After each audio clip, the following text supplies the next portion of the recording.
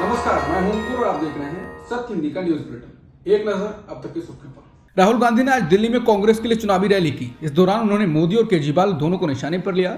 राहुल ने संविधान और जातीय जनगणना की बात की और पूरे भाषण में सबसे अधिक इसी की बात की और फिर जो मोदी और केजरीवाल ने वादे किए थे वो कैसे जुमले थे वो बताया। राहुल गांधी ने कहा कि बीजेपी आरएसएस के लोग इस संविधान को खत्म करने में लगे हुए हैं, नफरत फैलाते हैं। अंबेडकर जी के संविधान पर रोज मोदी, बीजेपी और आरएसएस के लोग आक्रमण करते हैं। मैं आपसे ये कहना चाहता हूं कि मेरी राजनीति में बिल्कुल क्लियरिटी है। हमारे लिए सब लोग एक समान हैं। इस देश में मोहब्बत नफरत को काटेगी, हराएगी। मेरी लाइफ की राजनीति देख लेना, ऐसा नहीं आज पूरी लाइफ देख लेना। और जब तक जिंदा हूं, अगर किसी हिंदुस्तानी पर आक्रमण होगा, किसी भी धर्म का हो, किसी भी जाति का हो, दलित हो, पिछड़ा हो, राहुल गांधी उसकी रक्षा करेगा।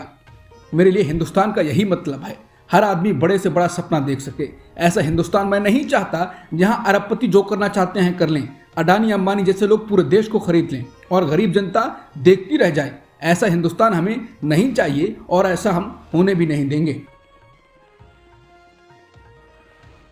राहुल गांधी ने कहा कि इस देश में गरीब लोगों की भागीदारी नहीं है। महंगाई बढ़ती जा रही है। महंगाई के बारे में मोदी और केजरीवाल ने क्या कहा था? कहा था कि महंगाई कम करेंगे। क्या हुई महंगाई कम? बढ़ती जा रही है। गरीब गरीब होते जा रहे हैं, अमीर और अमीर। 100 से 150 लोग हैं जो हिंदुस्तान को कंट्रोल करते हैं। अडानी और अंबानी मोदी की मार्केटिंग करते हैं। आपने कभी मोदी जी को इनके बारे में कुछ बोलते हुए सुना है? केजरीवाल ने इनके बारे में कभी कुछ बोला है? एक शब्द नहीं बोलते हैं। हम साफ बोलते हैं, मैं जाति जनगणना की बात करता हूं। इसके साथ ही राहुल गांधी ने समझाया कि किसकी कितनी आबादी है और वो संस्थाओं में नहीं है और फैसले अधिक आबादी वाले नहीं लेते हैं देश के लिए। राहुल ने साफ कहा कि उनकी सरकार आते ही रिजर्वेशन को 50% से ऊपर करेंगे और जाति जनगणना कराएंगे, जिससे ये पता चल सकेगा कि किसकी कितनी भागीदारी है। राहुल ने कहा कि मोदी और केजरीवाल जाति जनगणना की बात नहीं करेंगे। पूछे केजरीवाल से इस पर। राहुल गांधी ने अरविंद केजरीवाल पर निशाना साधते हुए कहा कि जब केजरीवाल आए थे, शीला जी की सरकार थी, वो दिल्ली याद है आपको? केजरीवाल आए, केजरीवाल ने बड़ा प्रचार किया, दिल्ली को साफ कर दूंगा, भ्रष्टाचार मिटा दूंगा, पेरिस बना दूंगा। आप देखिए, बाहर चला नहीं जा सकता है, इतना पॉल्यूशन है, आधे लोग बीमार रहते हैं, कैंसर बढ़ रहा है, महंगाई बढ़ रही है। और उन्होंने कहा था कि हम मिटा देंगे। जैसा प्रचार मोदी करते हैं, झूठे वादे करते हैं, वैसा ही केजरीवाल की रणनीति है। कोई फर्क नहीं है। इस पर रैली में खड़े लोगों ने कहा कि चोर चोर मौसेरे भाई। राहुल बोले ये सच्चाई है। भारत के विदेश मंत्री एस जयशंकर 20 जनवरी को अमेरिका के नवनिर्वाचित राष्ट्रपति ट्रंप के शपथ ग्रहण समारोह में शामिल होंगे। जयशंकर दिसंबर के आखिरी सप्ताह में अमेरिका में हैं। बीजेपी नेता सुब्रमण्यम स्वामी ने ट्वीट कर दावा किया था कि पीएम मोदी ने उनको अमेरिका भेजा है और कहा है कि ट्रंप से कहिए कि उनको शपथ ग्रहण समारोह में बुलाएं। जब हफ्तों से जयशंकर वापस भारत नहीं आए तो उसको बताया गया था कि वो ट्रंप को मना नहीं पाए। अब सुब्रमण्यम स्वामी ने फिर से ट्वीट किया है। उन्होंने कहा है कि मेरे अमेरिकी दोस्त भारतीय मीडिया की इस खबर पर हंस रहे हैं कि ट्रंप के अमेरिकी राष्ट्रपति के रूप में औपचारिक कार्यभार संभालने के लिए भारत को इनवाइट किया गया है। स्वामी ने एस जयशंकर को वेटर लिखा है और कहा है कि वेटर को आमंत्रित किया गया है, लेकिन पीएम को नहीं। क्या ये और भी बड़ा अपमान नहीं है? स्वामी ने कहा यह निमंत्रण स्वीकार करने के लिए वेटर को बर्खास्त करें। यूपी के कानपुर से बीजेपी नेता धीरज चड्ढा नाम के एक शख्स ने सपा की सीसामऊ विधानसभा सीट से विधायक नसीम सोलंकी को फोन पर गालियां दी। उसने न सिर्फ नसीम सोलंकी को मारने पीटने की धमकी दी, बल्कि सपा प्रमुख अखिलेश यादव को भी अपशब्द कहे। उसने नसीम सोलंकी से कहा कि मैं तुम्हें पीटूंगा, तुम हमें साइको लग रही हो। बहुत कुछ अपशब्द कहे। हालांकि उसे गिरफ्तार कर लिया गया बस। लेकिन गोदी मीडिया के तेज चैनलों ने हेडलाइंस नसीम सोलंकी ने जो जवाब दिया उसको लेकर बनाई और खबर गायब कर दी। इस पर वरिष्ठ पत्रकार रोहिणी सिंह ने कहा है कि सोचिए, अगर इस ऑडियो में महिला विधायक भाजपा से होती और उसके साथ एक स्थानीय ठग ने इसी तरह हिंसक दुर्व्यवहार किया होता तो नोएडा के चैनल इस गुंडे की गिरफ्तारी की मांग करते हुए छतों पर चिल्ला रहे होते। ये घृणित है और शर्मनाक। मोदी कार्यकाल में रुपया गिरे ही जा रहा है। डॉलर के मुकाबले रुपए में ऐतिहासिक गिरावट देखी जा रही है। करेंसी मार्केट में 63 पैसे की कमजोरी के साथ पहली बार रुपया 86 के लेवल को तोड़ते हुए 86 रुपए 60 पैसे के निचले स्तर तक जा लुढ़का है। लेकिन रुपए में गिरावट का सिलसिला यहीं जाकर थमने वाला नहीं है। निर्मल बंग इंस्टीट्यूशनल इक्विटीज ने अपनी एक रिपोर्ट में कहा है कि $1 के मुकाबले रुपए का औसत रेट वित्त वर्ष 2025-26 में 88 के लेवल तक गिर सकता है। यानी मौजूदा लेवल से रुपया ₹1.5 तक और भी कमजोर हो सकता है, जिसके बाद लोग पीएम मोदी के उस बयान को ट्वीट कर रहे हैं जो उन्होंने पहले कहा था कि ये ऐसे नहीं होता है मित्रों। बांग्लादेश की करेंसी नहीं गिरती, नेपाल की करेंसी नहीं गिरती। क्या कारण है कि हिंदुस्तान का रुपया पतला होता जा रहा है? देश जवाब मांग रहा है। इसके साथ ही लोग आज के रुपए की हालत को ट्वीट कर रहे हैं। बता दें, देश की अर्थव्यवस्था की हालत बहुत खराब हो रही है। विदेशी मुद्रा भंडार लगातार कम होता जा रहा है। एफडीआई 12 साल के निचले स्तर पर पहुंच गई है और भारतीय कंपनियों का विदेशों में निवेश भी 12 साल के शिखर पर है। यानी दोनों तरफ से पैसे देश से बाहर ही जा रहे हैं। भारत में विदेशी निवेशक जो पैसे लगाए हुए थे वो तो पैसे लेकर भाग ही रहे हैं। भारतीय निवेशक भी अब भारत की तुलना में विदेशों में पैसे लगा रहे हैं। इसके अलावा वित्त वर्ष 2025 में भारत की जीडीपी वृद्धि दर 6.4% रहने का अनुमान है। जीडीपी भी चित हो रही है। इससे यह भी संकेत मिलता है कि अर्थव्यवस्था 4 वर्षों में सबसे धीमी गति से बढ़ सकती है। तो सवाल है कि ऐसी स्थिति कैसे हुई और देश की अर्थव्यवस्था आखिर कितने खराब दौर से गुजर रही है। शेयर बाजार में विदेशी निवेश पिछले साल से 99% कम हो गया है। 2024 में एफपीआई यानी विदेशी पोर्टफोलियो निवेश के माध्यम से सिर्फ 1600 करोड़ रुपए आए। पिछले साल ये 1.71 लाख करोड़ था, यानी 99% की गिरावट आ गई। हालात लगातार खराब होते जा रहे हैं। देश की हालत चूल्हे में जा रही है, लेकिन पीएम मोदी का पीआर नहीं रुक रहा है। जनता ये जिस दिन समझ जाएगी बहुत कुछ होने वाला है। फिर डॉलर के मुकाबले रुपए में ऐतिहासिक गिरावट पर कांग्रेस और विपक्षी दल मोदी को घेर रहे हैं। कांग्रेस नेता सुप्रिया ने कहा है कि सुना मोदी जी के दफ्तर और घर में खुदाई चल रही है। वो रुपए के साथ गिरते गिरते जो मोदी जी की प्रतिष्ठा गर्त में जा चुकी है उसकी खोज जारी है। जानकारी के लिए बता दूं कि पिछले 10 सालों में रुपया 58 से गिरते गिरते अब 87 पहुंचने ही वाला है। कांग्रेस नेता इमरान प्रतापगढ़ी ने भी मोदी पर निशाना साधा। उन्होंने कहा कि स्वर्गीय सुषमा स्वराज जी कहा करती थी कि जब रुपए की कीमत गिरती है तो प्रधानमंत्री की प्रतिष्ठा गिरती है। आज डॉलर के मुकाबले रुपया ऐतिहासिक गिरावट दर्ज कर रहा है। आज सुषमा जी की आत्मा बहुत दुखी होगी। सुप्रिया ने कहा है कि रुपया गिरता जा रहा है, ग्रोथ थमती जा रही है, महंगाई बहुत है, बेरोजगारी बढ़ती जा रही है, किसान परेशान हैं, लेकिन मोदी को परवाह ही नहीं है। इन्हें परवाह किसकी है? सिर्फ अडानी की। बता दें, विपक्ष तो मोदी से सवाल कर ही रहा है, लेकिन जनता की आवाज उठाने वाली मीडिया अब गोदी मीडिया बन चुकी है। गोदी मीडिया सवाल नहीं कर रहा है, वो दिखा रहा है कि मोदी ने जो कहा है कि उनकी जो रिस्क लेने की क्षमता है उसका अभी पूर्ण रूप से इस्तेमाल हुआ ही नहीं है, बहुत कम हुआ है। उनकी रिस्क लेने की क्षमता अनेक गुना ज्यादा है। भारतीय शेयर मार्केट के लिए आज का दिन बेहद खराब साबित हुआ। 86,000 से 76,000 पहुंचने वाले सेंसेक्स ने निवेशकों की लुटिया डुबो दी। एक दिन में आज हुई बड़ी गिरावट के चलते 12 लाख करोड़ रुपए का नुकसान हो गया। शेयर बाजार के दोनों प्रमुख सूचकांक बीएसई सेंसेक्स और एनएसई निफ्टी आज लाल रंग के निशान पर बंद हुए और अधिकतर बड़े स्टॉक नुकसान में रहे। सेंसेक्स कारोबार बंद होने के समय 1000 से ज्यादा अंक गिर चुका था।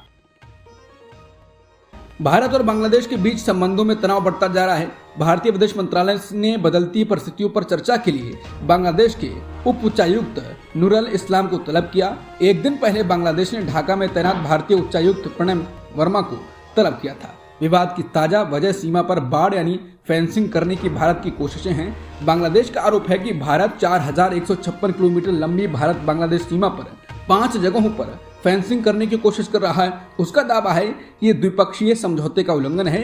ये समझौता सीमा पर गतिविधियों को नियंत्रित करता है। बता दें, इससे पहले बांग्लादेश ने भारत द्वारा भेजे गए निमंत्रण पर आने से भी मना कर दिया था। दरअसल भारत मौसम विज्ञान विभाग यानी आईएमडी की 150वीं सालगिरह से जुड़े समारोह में शामिल होने से बांग्लादेश ने इनकार किया। जम्मू कश्मीर के मुख्यमंत्री उमर अब्दुल्ला ने पीएम मोदी की तारीफ की है। ये मौका था सोमवार को जम्मू कश्मीर में जेड मोड़ सुरंग के उद्घाटन का।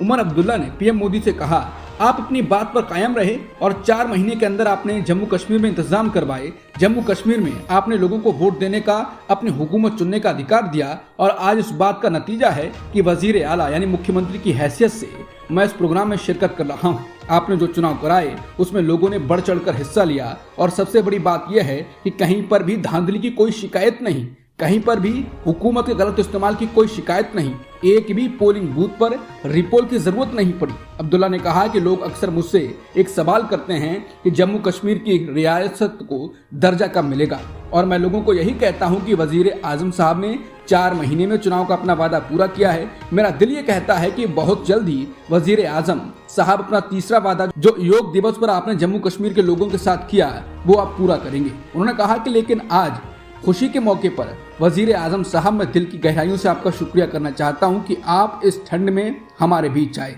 बता दें, जम्मू कश्मीर के सोनमर्ग में ये सुरंग सामरिक रूप से भारत के लिए बहुत महत्वपूर्ण मानी जा रही है। जेड मोड़ सुरंग का निर्माण 2400 करोड़ रुपए की लागत से किया गया है। इंडिया गठबंधन के बिखराव की खबरें चल रही हैं। गठबंधन के नेताओं की ओर से बयान भी ऐसे ही दिए जा रहे हैं। इस बीच अब शिवसेना उद्धव ठाकरे गुट के नेता संजय राउत ने इंडिया गठबंधन पर पार्टी का पक्ष रखा है। उन्होंने कहा, ये सिर्फ शिवसेना यूबीटी के या उद्धव ठाकरे जी की बात नहीं है, हमारे जो साथी हैं ये उनके मन की भावना है कि इंडिया गठबंधन को और मजबूत होना चाहिए। उन्होंने कहा कि देश के सामने जो संकट है, समस्या है, सबसे बड़ी समस्या मोदी और शाह हैं, उनकी तानाशाही है। संविधान के ऊपर जो हमले हो रहे हैं ये सबसे बड़ी समस्या है। संजय राउत ने कहा, उनके खिलाफ अगर हमें लड़ना है तो इंडिया गठबंधन के और मजबूत होने की जरूरत है। जैसा कि उमर अब्दुल्ला साहब ने कहा कि लोकसभा चुनाव के लिए इंडिया गठबंधन बना था, मैं ऐसा नहीं मानता हूँ। संजय राउत ने कहा कि आने वाले दिनों में अगर इंडिया गठबंधन बचाना चाहते हैं और ताकतवर बनाना चाहते हैं तो सबसे पहले एक दूसरे के बीच बातचीत होनी चाहिए। अब बिहार के नेता प्रतिपक्ष तेजस्वी यादव ने बिहार के सीएम नीतीश कुमार पर हमला बोला। उन्होंने नीतीश कुमार को थका हुआ बताते हुए आरोप भी लगाया है कि मुख्यमंत्री अब राज्य के लिए महत्वपूर्ण फैसले नहीं ले पा रहे हैं। तेजस्वी ने हाल ही में यह आरोप लगाया कि नीतीश कुमार के अधीन काम कर रहे उप मुख्यमंत्री और मंत्री उन्हें मीडिया के सामने बोलने नहीं देते हैं। इसके अलावा तेजस्वी ने एक वीडियो जारी करते हुए कहा कि बिहार के मुख्यमंत्री की सेहत और स्थिति का आकलन उनके खुद के मंत्री और अधिकारी कर रहे हैं, जो उनके फैसले लेने की क्षमता पर सवाल उठा रहे हैं। तेजस्वी ने कहा कि जब मुख्यमंत्री कभी कभी मीडिया से बात करते हैं तो उनका रास्ता रोक लिया जाता है और उन्हें बोलने का पर्याप्त मौका नहीं दिया जाता है। मुख्यमंत्री को मंत्री और अधिकारी कंट्रोल कर रहे हैं। मुख्यमंत्री की बातों को कट किया जाता है और कभी कभी तो वो मीडिया से बात करने के बाद भी उन्हें विपरीत दिशा में घुमा दिया जाता है। तेजस्वी ने यह दावा किया कि यह स्थिति पिछले 1 साल से जारी है, जिससे कोई भी फुटेज देखकर सत्यापित किया जा सकता है। छत्तीसगढ़ में बीजेपी सरकार है और अब अडानी छत्तीसगढ़ पर मेहरबान हुए। अडानी ग्रुप ने छत्तीसगढ़ में 65,000 करोड़ रुपए के बड़े निवेश की योजना की घोषणा की, जो राज्य के समग्र विकास और आर्थिक वृद्धि में महत्वपूर्ण योगदान देगा। गौतम अडानी ने कहा कि छत्तीसगढ़ के रायपुर, कोरबा और रायगढ़ में अडानी समूह के अपने पावर प्लांट्स के विस्तार के लिए 60,000 करोड़ रुपए का निवेश करेगा। इन परियोजनाओं के माध्यम से राज्य की विद्युत उत्पादन क्षमता में 6,120 मेगावाट की अतिरिक्त बढ़ोतरी होगी। अडानी समूह राज्य में सीमेंट प्लांट्स के विकास और विस्तार के लिए भी 5,000 करोड़ रुपए का निवेश करेगा। यह कदम राज्य के औद्योगिक विकास को मजबूती देगा और रोजगार के नए अवसर पैदा करेगा। प्रयागराज में आज से कुंभ मेले की शुरुआत हो चुकी है। कुंभ का समापन महाशिवरात्रि के दिन 26 फरवरी को होगा। यूपी के सीएम योगी आदित्यनाथ ने कहा है कि प्रथम स्नान पर्व पर आज 1.5 करोड़ सनातन आस्थावानों ने स्नान का पुण्य लाभ अर्जित किया। दिल्ली हाईकोर्ट ने दिल्ली की आम आदमी पार्टी सरकार को फटकार लगाई है। हाईकोर्ट ने सीएजी रिपोर्ट पर विचार करने में देरी के लिए दिल्ली सरकार को फटकार लगाई। हाईकोर्ट ने कहा कि जिस तरह से आपने अपने कदम खींचे हैं उससे आपकी ईमानदारी पर संदेह पैदा होता है। दिल्ली हाईकोर्ट ने कहा कि आपको सीएजी रिपोर्ट को तुरंत स्पीकर को भेजना चाहिए था और सदन में चर्चा करनी चाहिए थी, लेकिन ऐसा नहीं हुआ। कोर्ट इस मामले को आज 2:30 बजे सुनेगा। वहीं दिल्ली विधानसभा सचिवालय की ओर से हाईकोर्ट को बताया गया कि फरवरी में विधानसभा का कार्यकाल समाप्त होने जा रहा है। इसके कारण रिपोर्ट को विधानसभा में पेश करने से उद्देश्य पूरा नहीं होगा। 7 भाजपा विधायकों ने सीएजी रिपोर्ट पेश करने के मुद्दे पर याचिका डाली थी। दिल्ली विधानसभा सचिवालय की ओर से कहा गया कि संविधान के तहत विधानसभा की बैठक बुलाने का विशेष अधिकार स्पीकर का है और उनके आंतरिक कामकाज का हिस्सा है। हाईकोर्ट ने दिल्ली सरकार, विधानसभा के स्पीकर और अन्य से भाजपा विधायकों की याचिका पर जवाब मांगा। अब भारतीय सेना के प्रमुख जनरल उपेंद्र द्विवेदी ने कहा कि भारत चीन सरहद पर हालात संवेदनशील लेकिन स्थिर हैं। उन्होंने कहा कि वहां पर हमारी तैनाती मजबूत है और हम किसी भी हालात से निपटने के योग्य हैं। पाकिस्तान के बारे में जनरल द्विवेदी ने कहा कि नियंत्रण रेखा पर पाकिस्तान के साथ युद्ध विराम जारी है, लेकिन उधर से घुसपैठ जारी है। पाकिस्तान में आतंकवाद का बुनियादी ढांचा अब भी मौजूद है जो सीमा की इस ओर आतंकवाद का समर्थन करता है। उन्होंने कहा कि पिछले साल जम्मू कश्मीर में मारे गए आतंकवादियों में से 60% पाकिस्तान से थे। इसके साथ ही उन्होंने मणिपुर को लेकर कहा कि नॉर्थ ईस्ट और मणिपुर के हालात धीरे धीरे सुधर रहे हैं। बता दें, इससे पहले एयरफोर्स चीफ AP सिंह ने वायुसेना को फाइटर प्लेन मिलने में हो रही देरी को लेकर चिंता जताई थी। वायुसेना प्रमुख ने साफ कहा था कि चीन छठी पीढ़ी के फाइटर प्लेन का ट्रायल कर रहा है और हम तेजस के वायुसेना में शामिल होने को लेकर इंतजार कर रहे हैं। अमेरिका के लॉस एंजलिस में आग लगने के कारण मरने वालों की संख्या अधिक हो गई।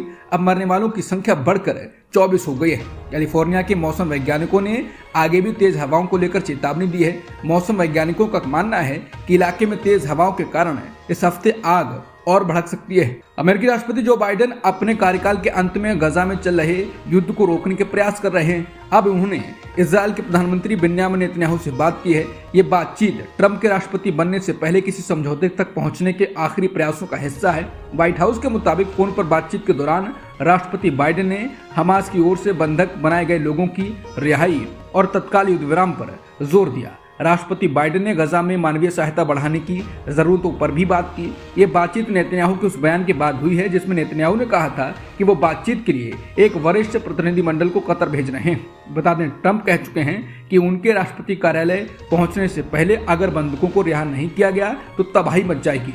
नोबेल प्राइज विजेता मलाला यूसुफजई ने तालिबान को लेकर बयान दिया। उन्होंने कहा कि अफगानिस्तान में तालिबान महिलाओं को इंसानों की तरह नहीं देखता है। मुस्लिम नेताओं से मलाला ने कहा कि तालिबान की नीतियों में कुछ भी इस्लामिक नहीं है। तालिबान अपनी नीतियों के माध्यम से महिलाओं को पढ़ाई करने और काम करने से रोक रहा है। मुस्लिम नेताओं से अफगानिस्तान में महिलाओं के लिए तालिबान की ओर से बनाई जा रही नीतियों को चुनौती देने का आग्रह किया है। अब तक की सुर्खियों में इतना ही। बाकी खबरों के लिए बने रहिए सत्यहिंदी.com के साथ।